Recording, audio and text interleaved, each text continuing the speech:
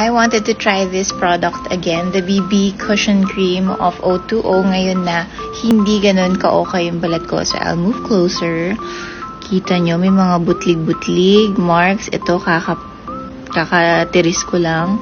Ayan, napakadaming redness, everything, I don't know. Parang pagod na yung balat ko siguro sa taping makeup every day and init. Really. But anyway, tatry natin ngayon the power of the O2O BB Cushion Cream.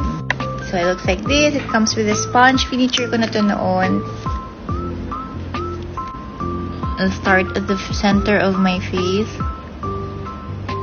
Kasi doon ako pinaka may mga redness and discoloration.